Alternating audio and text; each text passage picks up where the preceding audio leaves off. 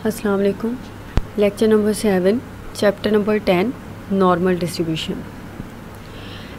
जैसे कि हम लोगों ने पिछले लेक्चर्स में नॉर्मल डिस्ट्रीब्यूशन के बारे में पढ़ा। Normal distribution is a continuous distribution और उसमें एरिया डिफरेंट एरियाज़ की एरिया फाइंड आउट करना और प्रॉबिलिटीज़ फाइंड आउट करना पड़ा। फिर उसकी फ्रीक्वेंसी डिस्ट्रीब्यूशन के बारे में पढ़ा और फिर इन्वर्स एरिया के बारे में पढ़ा। आज इस लेक्चर में हम पढ़ेंगे नॉर्मल अप्रॉक्सीमेशन के बारे में। Normal approximation to binomial distribution. जैसे कि स्टार्टिंग में हम लोगों ने पढ़ा था कि binomial distribution is a discrete distribution and for the binomial distribution when n is very large and p and q are of normal size या p और q जो हैं वो बहुत ज़्यादा स्मॉल ना हो, तब आपकी बाइनॉमियल डिस्ट्रीब्यूशन को हैंडल करना मुश्किल हो जाता है। तो फिर हम लोग मूव करते हैं अल्टरनेटिव वे की तरफ। और when n is लार्ज, जब आपका n लार्ज होता है तब आपकी बाइनॉमियल डिस्ट्रीब्यूशन कन्वर्ट हो जाती है या अप्रोच करती है नॉर्मल डिस्ट्रीब्यूशन की तरफ। सो वी कैन सेट कि normal distribution is a limiting form of binomial distribution. अच्छा, यहाँ पे एक क्राइटेरिया डिफ़ाइन किया गया है कि हम लोग नॉर्मल अप्रॉक्सीमेशन बाइनॉमियल डिस्ट्रीब्यूशन पे कब अप्लाई कर सकते हैं, ठीक है। और वो क्राइटेरिया क्या है, when an P is greater than 5 या एन क्यू ग्रेटर देन 5। इस क्राइटेरिया पे आप नॉर्मल अप्रॉक्सीमेशन अप्लाई कर सकते हो बाइनॉमियल डिस्ट्रीब्यूशन पर। टू यूज़ नॉर्मल अप्रॉक्सीमेशन, अब वी नो दैट कि नॉर्मल डिस्ट्रीब्यूशन के दो पैरामीटर्स होते हैं, म्यू और सिग्मा। और अगर ये दोनों नहीं होंगे तो हम नॉर्मल डिस्ट्रीब्यूशन के लिए एरिया फाइंड आउट करने का जो तरीका हम लोग यूज़ करते हैं वो नहीं हम लोग यूज़ कर सकेंगे। And we also know that binomial distribution का मीन क्या है और बाइनॉमियल डिस्ट्रीब्यूशन का स्टैंडर्ड डेविएशन क्या है, ठीक है। So we can use mu is equals to N P. जब हम लोग नॉर्मल अप्रॉक्सीमेशन यूज़ करेंगे फॉर बाइनॉमियल डिस्ट्रीब्यूशन तो म्यू हम लोग कैसे फाइंड आउट करेंगे, एन पी से, एंड सिग्मा कैसे फाइंड आउट करेंगे, एन पी क्यू के स्क्वायर रूट के फॉर्मूले से। अच्छा, यहाँ पर एक और चीज़ हम लोग नोट करेंगे, वो ये चीज़ यूज़ करेंगे कि क्योंकि binomial distribution is a discrete distribution. Binomial distribution जो है वो आपकी डिस्क्रीट डिस्ट्रीब्यूशन है, जबकि नॉर्मल डिस्ट्रीब्यूशन जो है वो कंटिन्यूस डिस्ट्रीब्यूशन है, ठीक है। जब हम लोग बाइनॉमियल से नॉर्मल की तरफ मूव करेंगे तो हम एक एडजस्टमेंट के लिए एक फैक्टर यूज़ करेंगे, ठीक है। उसे हम लोग कहते हैं कंटिन्यूटी करेक्शन फैक्टर। और ये कंटिन्यूटी करेक्शन फैक्टर में हम लोग क्या करते हैं, हम लोग समटाइम सब्ट्रैक्ट करते हैं और समटाइम हम लोग ऐड करते हैं 0.5 फ्रॉम एक्स। जो आपका एक्स वेरिएबल होता है उसमें हम सम टाइम 0.5 माइनस करते हैं और सम टाइम हम लोग इसमें 0.5 ऐड करते हैं, ठीक है। ये हम लोग क्यों करते हैं, सो दैट एक्स जो है डिस्क्रीट वैल्यूज़ को हम लोग कंटिन्यूस कंसीडर करते हैं, इसलिए हम लोग ये continuity correction factor some time add और माइनस करते हैं। ये क्या क्राइटेरिया होता है, when we add and when we subtract. ये मैं आपको लेटर ऑन एग्जाम्पल या क्वेश्चन में इसको एक्सप्लेन करूँगी। लाइक आप लोग यहाँ पे जी जो यूज़ करोगे वो यूज़ करोगे ओरिजिनल एक्स नहीं यूज़ करोगे, एक्स में से या 0.5 माइनस करोगे या 0.5 ऐड करोगे, ठीक है। अच्छा, अब हम लोग मूव करते हैं एग्जाम्पल की तरफ। एग्जाम्पल है 10.12 और एग्जाम्पल क्या है, find the probability of getting between 3 and 6 heads in 10 tosses of a fair coin using. अब यूज़ हमने क्या करनी है, पहले एक बाइनॉमियल डिस्ट्रीब्यूशन हम लोगों ने यूज़ करते हुए ये प्रॉबिलिटी फाइंड आउट करनी है। सेकंड पार्ट इसका ये स्टेट करता है कि आप इसी डेटा सेट पे नॉर्मल अप्रॉक्सीमेशन अप्लाई करें, देन उन दोनों के रिजल्ट्स को कंपेयर करें। पहला जो पार्ट है उसमें तो आपने जो आपका वे है बाइनॉमियल डिस्ट्रीब्यूशन को यूज़ करने का हम लोग वही यूज़ करेंगे। लाइक आपका जो n है दैट इज़ 10। अब क्योंकि कॉइन की बात हुई है और हेड्स की बात हुई है, और आपको पता है कि कॉइन्स और हेड की प्रोबेबिलिटी क्या होती है 1/2 एंड और q इससे निकल आएगा p minus, we know that q is equals to 1 minus p। अब कॉइन की बात जब हम लोग करेंगे तो कॉइन में हेड और टेल दोनों की प्रोबेबिलिटी जो होती है वो होती है 1/2, ठीक है, इफ़ यू रिमेंबर। या आप इसे रिवाइज़ करें तो हेड की प्रोबेबिलिटी क्या होगी 1/2 और टेल की भी प्रोबेबिलिटी 1/2। अब यहाँ पे क्योंकि हेड की बात हुई है तो सो p इज़ इक्वल्स टू 1/2 और फ्रैक्शन में कन्वर्ट करेंगे तो 0.5 एंड q जो होगा इस फार्मूले से आपके पास आ जाएगा। And we know that the binomial expression is this NCX p की पावर x q की पावर n माइनस x, ठीक है। इसमें ये सारी वैल्यू सब्स्टिट्यूट कर देंगे। अब क्योंकि हमने प्रोबेबिलिटी फाइंड आउट करनी है 3 से लेकर 6 तक, तो 3 पे प्रोबेबिलिटी फाइंड आउट करेंगे, 4 पे प्रोबेबिलिटी फाइंड आउट करेंगे, 5 पे और 6 पे। Now we are required probability is 3 less than equals x less than equal 6।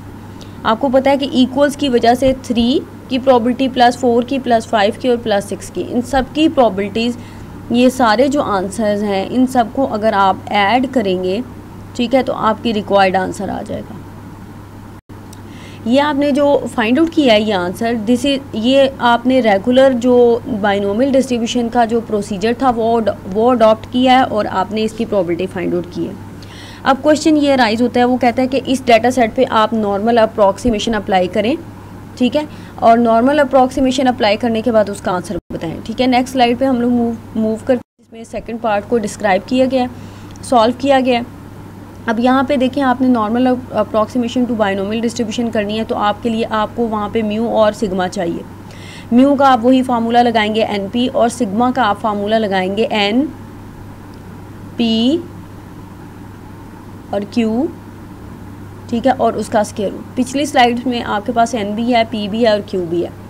ये फार्मूला लगाएंगे तो सिग्मा का आंसर आ गया और आपके पास इसका आंसर आ गया, ठीक है। जी उसी तरह से लिखेंगे x minus mu by sigma, mu की जगह और सिग्मा की जगह वैल्यू सब्स्टिट्यूट कर दी। अच्छा, अब ये सेंटर वाला पोर्शन समझाने से पहले हम लोग ये लास्ट वाले पोर्शन पे आ जाएं। यहाँ पे आपने प्रोबेबिलिटी फाइंड आउट करनी है ये, ठीक है, और आपको मैंने जब सबसे पहले स्लाइड्स में नॉर्मल अप्रॉक्सीमेशन के बारे में समझाया था तो वहाँ पे आप लोगों को बताया था कि जब आपका एक्सपेरिमेंट बाइनोमियल का होगा और उस पर आप नॉर्मल अप्रॉक्सीमेशन लगाएंगे तब उसमें आप कंटिन्यूटी करेक्शन फैक्टर यानी 0.5 ऐड या माइनस करेंगे। अच्छा, यहाँ पे आपने एक चीज़ याद रखनी है, x को यहाँ से रीड करना शुरू करें, x इज़ ग्रेटर इक्वल्स 3, ठीक है। अब ये आपने याद रखनी है बात, यहाँ पे मैं स्टेटमेंट लिख रही हूँ, ये आप अपने पेजेस पे या बुक पे अलग से स्टेट कर दें। If x is greater equals than आपने क्या करना है, -0.5 करना है, ठीक है। अगर x जो है, यहाँ पे एक और चीज़ स्टेट कर रही हूँ, अगर if x is only greater तब आपने क्या करना है, +0.5 करना है। ये स्टेटमेंट आपने याद रखनी है। If x is less equal आपने +0.5 करना है, और if x is only less than some value जो भी होगी तो आपने उस वैल्यू में -0.5 करना है, ठीक है। ये 2 पॉइंट्स आपने याद रखने हैं। यहाँ पे बाइनोमियल में इक्वल और ना इक्वल होने से बहुत फ़र्क पड़ेगा, यानी अगर इक्वल है तो -0.5, अगर इक्वल नहीं है तो +0.5। अगर x इज़ लेस देन है और इक्वल है तो +0.5, और अगर सिर्फ लेस देन है तो -0.5। अच्छा, ये मैं इसके पीछे लॉजिक क्या है, मैं आप लोगों को लॉजिक नहीं समझा रही, मैंने जस्ट ये आपको ट्रिक बता रही हूँ, ठीक है, कि when you add 0.5 and when you subtract 0.5, ठीक है, ये आपने याद रखनी है। अब हम इधर इसे अप्लाई करते हैं। x is greater equals, equal है तो -0.5, देखिए 3 में से 0.5 माइनस करेंगे तो 2.5 आ जाएगा। नाउ x इस साइड से हम लोग रीड करेंगे, x is less equal 6, equal है और लेस है तो +0.5, तो 6.5 आ गया। सो आपने अब x जो है 3 नहीं यूज़ करना, 2.5 यूज़ करना है, x आपने 6 नहीं यूज़ करना, 6.5 यूज़ करना है, ठीक है। ये कंटिन्यूटी करेक्शन फैक्टर यानी 0.5 हम ऐड या सब्ट्रैक्ट सिर्फ बायनोमियल के केस में करते हैं, जब आपने बायनोमियल टू नॉर्मल मूव करना हो तब, अदरवाइज़ नहीं, ठीक है। अच्छा, अब आप x इज इक्वल टू 2.5 पे आप z की वैल्यू उसी तरह से फाइंड आउट करोगे, x इज इक्वल टू 3.5 पे z की वैल्यू उसी तरह से फाइंड आउट करोगे, ठीक है। दिस इज़ योर, अगर हम इसे प्लॉटिंग की तरफ जाएं तो ये आपकी वैल्यू बन रही है -1.58, ठीक है, ये बन रही है आपकी 1.58। सिमिलरली ये वैल्यू बन रही है आपकी 0.95, ठीक है, ये पॉजिटिव साइड पे लाई करेगी। और आपने एक्चुअली प्रॉपर्टीज़ कौन सी फाइंड आउट करनी है, बेसिकली ये वाला एरिया आपने फाइंड आउट करना है, ठीक है। अब वी नो दैट कि आप जब एरिया टेबल में 1.58 को देखेंगे तो वो आपको ये वाला पोर्शन देगा। अब आप जब एरिया टेबल में 0.95 को देखेंगे तो वो आपका ये वाला पोर्शन देगा। योर रिक्वायर्ड एरिया कैसे आएगा, आप इन दोनों के आंसर्स को ऐड कर दोगे तो आपका रिक्वायर्ड आंसर आ जाएगा। यानी और वैसे भी मैंने आप लोगों को बताया था कि बिटवीन एरिया में अगर एक वैल्यू नेगेटिव और एक पॉजिटिव हो तो आपका रिक्वायर्ड आंसर दोनों को ऐड करने के बाद आता है, ठीक है। -1.58 यहाँ से स्टार्ट करके 0 तक का एरिया टेबल से आ जाएगा, फिर 0 से लेकर यहाँ तक का एरिया टेबल से आ जाएगा। These are the table value, add these values and answer is 0.7718, ठीक है। अब अगर आप इसको आप अपनी नॉर्मल अप्रॉक्सीमेशन से बाइनोमियल नॉर्मल अप्रॉक्सीमेशन के आंसर को एक्चुअल बाइनोमियल से कंपेयर करो तो दे आर वेरी क्लोज, ठीक है। थोड़ा सा माइनर सा फ़र्क है, और ये जस्ट समझाने का मतलब ये था कि अभी ये जो क्वेश्चन था क्योंकि इसमें n जो था वो 10 था, ठीक है, आप इजीली 4, 5, 6 प्रॉपर्टीज़ आराम से फाइंड आउट कर सकते हो। लेकिन जब आपका n होता है 100, 200 समथिंग, यानी n इज़ वेरी लार्ज, उस केस में अगर आपने किसी पॉइंट से लेकर किसी पॉइंट स्पेसिफिक पॉइंट तक प्रॉपर्टी फाइंड आउट करनी है तो आपको बिटवीन में अगर आपकी 20 प्रॉपर्टीज़ आ रही हैं तो 20 फाइंड आउट करेंगे, अगर 50 प्रॉपर्टीज़ आ रही हैं तो 50 फाइंड आउट करेंगे। तो यही वो कंडीशन है जब हम लोग नॉर्मल अप्रॉक्सीमेशन की तरफ मूव करते हैं। When n is large then the binomial distribution को हैंडल करना ज़्यादा मुश्किल हो जाता है। मुश्किल इस सेंस में कहेंगे कि बहुत ज़्यादा हमें कैलकुलेशन करनी पड़ती है, तो हम लोग कहते हैं उसकी बजाय हम लोग मूव कर जाएं नॉर्मल डिस्ट्रीब्यूशन की तरफ। उसके बाद अगली एग्जांपल है 10.13 एग्जांपल है, उसमें find the property that 500 tosses of a fair coin. अब ये लाइक 500 टॉसेज की बात हुई है, तो इसमें अगर मैं इन दो पॉइंट्स के दरमियान प्रॉपर्टी फाइंड आउट करूं तो मुझे almost 20 values properties find out करनी पड़ेंगी और फिर उन्हें ऐड करना पड़ेगा, ठीक है। तो अब इस केस में बजाय इसके कि मैं बाइनोमियल यूज़ करूं, मैं नॉर्मल अप्रॉक्सीमेशन की तरफ मूव करूंगी, ठीक है।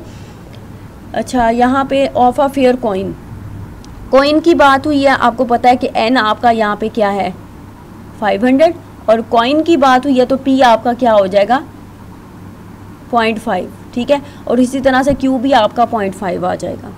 आप उसके बाद म्यू फाइंड आउट करोगे बाय यूजिंग द फार्मूलाज, और सिग्मा भी उसी तरह NPQ स्क्वायर रूट के फार्मूला से आप सिग्मा फाइंड आउट करोगे, जी उसी तरह से स्टेट करोगे। यहाँ म्यू और सिग्मा की वैल्यू स्टेट की है। अब क्वेश्चन ये राइज होता है, यहाँ पर देखिए मैंने इसको इस तरह से लिखा है, बिटवीन टू इंक्लूसिव, यानी 240 less than equals x less than equals to 60। Inclusive की वजह से हमने इक्वल साइन यहाँ पे लगाया है, ठीक है। अब हमने उसी तरह से क्योंकि ये x इज़ ग्रेटर इक्वल्स है तो -0.5 करेंगे, और x इज़ लेस इक्वल है तो हम यहाँ पे +0.5 करेंगे। उसी तरह से x इज़ इक्वल टू 39 पे आप z की वैल्यू फाइंड आउट करोगे, 260 पे आप z की वैल्यू फाइंड आउट करोगे, ठीक है। तो यहाँ पे आ रही है 0.94 आपकी वैल्यू आ रही है नेगेटिव साइड पे, और 0.94 अगेन आपकी पॉजिटिव साइड पे वैल्यू आ रही है, ठीक है। आपका रिक्वायर्ड आंसर कैसे आएगा, ये एरिया जो है इसको आप ऐड करोगे, क्योंकि एक साइड नेगेटिव है और एक साइड पॉजिटिव है, और आप जब टेबल में देखोगे तो ये पोर्शन और ये पोर्शन आपके पास आ जाएगा। रिक्वायर्ड एरिया आप लोग ऐड करके फाइंड आउट कर लोगे। ये आपका आंसर है 0.6528, ठीक है। अच्छा, अब उसके बाद नेक्स्ट इसका पार्ट है लेस देन 240। लेस देन 240 को हम लोग इस तरह से डिस्क्राइब करेंगे, ठीक है। अब लेस देन 240 से मुराद हम लोग क्या लेंगे, ठीक है। लेस देन 240 में अगर इक्वल होता तो आपने ऐड करना था, अब इक्वल नहीं है तो आप माइनस करेंगे, ठीक है। लाइक आप 230.5 इसमें माइनस करेंगे तो 239.5 आ जाएगा, ठीक है। आप 239.5 पे जी की वैल्यू फाइंड आउट करेंगे, 0.94 आ रही है तो वो आपकी यहाँ पे आ जाएगी 0.94 आपकी वैल्यू आ जाएगी। और क्योंकि लेस देन एरिया आपने फाइंड आउट करना है, लेस देन मींस आपने लेफ़्ट साइड शेड करनी है, ये आपने फाइंड आउट करना है। जब आप एरिया टेबल में देखेंगे तो वो आपको ये वाला पोर्शन देगा और आपने फाइंड आउट करना है लेफ़्ट साइड वाला। तो आपका रिक्वायर्ड आंसर कैसे आएगा, 0.5 में से आप ये वाला पोर्शन जो है, जो टेबल वैल्यू होगी वो माइनस करेंगे तो आपका रिक्वायर्ड आंसर आ जाएगा। अच्छा, ये बाइनोमियल अप्रॉक्सीमेशन में समझने वाली बात ये है कि आपने 0.5 ऐड कब करना है, 0.5 माइनस कब करना है। बाकी इसकी कैलकुलेशन सेम है। जो जिस पॉइंट पे आपको एक्चुअल प्रोबेबिलिटी फाइंड आउट करने के लिए कहा जाता है, आपने उस पे नहीं फाइंड आउट करनी होती। लाइक 240 पे हम लोग नहीं फाइंड आउट कर रहे, हम 239.5 पे फाइंड आउट कर रहे हैं। तो ये आपको पता होना चाहिए कि अगर सिर्फ लेस देन है तो माइनस 0.5 करेंगे, अगर यहाँ पे लेस देन इक्वल होता तो आपने इसमें ऐड 0.5 करना था, ठीक है। और अगर सिमिलरली जो क्राइटेरिया मैंने स्टार्ट में बताया उसे आप लोग याद रखें, उसे आप पेपर पे साइड पे लिख लें ताकि जब भी क्वेश्चन में यूज़ हो तब आप उसको देख लें और वो आपको याद हो जाए, ठीक है। इसी तरह से देखें, इसी नेक्स्ट पार्ट है लेस देन और इक्वल्स टू। अब यहाँ पे देखें लेस देन इक्वल्स यूज़ हुआ है तो यहाँ पे हम 0.5 ऐड करेंगे। At X is equal to 240.5 पे आपने जी फाइंड आउट किया, अगेन नेगेटिव, ठीक है, नेगेटिव ही आया है। लेकिन आंसर थोड़ा डिफरेंट है क्योंकि आपको पता है कि वो आपने 0.5 ऐड किया है। तो ये आपकी वैल्यू बन रही है -0.85, ठीक है। 85 से लेस एरिया, उसी तरह से लेफ़्ट साइड आएगा आपका शेडेड लेस देन होने की वजह से। जब आप टेबल यूज़ करेंगे तो ये वाला पोर्शन आएगा और आपने फाइंड आउट करना है लेफ़्ट साइड वाला। तो आप 0.5 में से आप अपना टेबल वैल्यू माइनस करेंगे तो आपका रिक्वायर्ड आंसर आ जाएगा, ठीक है। उसके बाद नेक्स्ट क्वेश्चन की तरफ। अच्छा, ये इंटरेस्टिंग है और डिफरेंट है कि एग्जैक्टली 255 हेड्स, एग्जैक्टली 255 को हम लोग इस तरह से लिखेंगे। और नॉर्मल डिस्ट्रीब्यूशन में किसी एक स्पेसिफिक पॉइंट पे हम प्रोबेबिलिटी नहीं फाइंड आउट कर सकते। रीजनिंग ये है कि वो कंटिन्यूस डिस्ट्रीब्यूशन है और कंटिन्यूस में हम या तो लेस देन और greater than area find out कर सकते हैं या in between area find out कर सकते हैं। तो इसका मतलब ये है कि एग्जैक्टली इक्वल्स का मतलब ये है कि आप एक दफ़ा इसमें से 0.5 माइनस कर देंगे और एक दफ़ा आप इसमें 0.5 ऐड कर देंगे। माइनस करेंगे तो 254.5 less equals X less equals 255.5 आ जाएगा, ठीक है। तो आप उसी तरह से at X is equal to this and at X is equal to this आप जी वैल्यू फाइंड आउट करोगे, ठीक है। और जी वैल्यू फाइंड आउट करने के बाद आप उसी तरह से आप इसे टेबल में देखोगे, टेबल पे दोनों वैल्यूज़ पे आप इसके टेबल आंसर फाइंड आउट करोगे, जो कि आप लोगों को मैं हाईलाइट कर रही हूँ, ठीक है। अब क्योंकि दोनों आंसर जी वैल्यू दोनों पॉजिटिव हैं तो आप लार्जर पोर्शन में से स्मॉलर पोर्शन जो है वो माइनस कर दोगे तो आपका आंसर आ जाएगा, ठीक है। लार्जर पोर्शन में से स्मॉलर पोर्शन जो है वो सब्ट्रैक्ट कर दोगे तो आपका रिक्वायर्ड आंसर आ जाएगा। उसके बाद है मोर देन 240 हेड्स, ठीक है। मोर देन को हम लोग इस तरह से डिस्क्राइब करेंगे, मोर देन के केस में अब ग्रेटर है, इक्वल नहीं है। ग्रेटर होने की वजह से हम 0.5 इसमें ऐड करेंगे, ठीक है। 0.5 ऐड किया है तो 240.5 पे आपने जी वैल्यू फाइंड आउट की है। अब यहाँ पे -0.85 ये आपकी टेबल वैल्यू, ये आपकी जी वैल्यू है। और ग्रेटर देन की वजह से आपने ये वाली साइड शेड करनी है, ठीक है।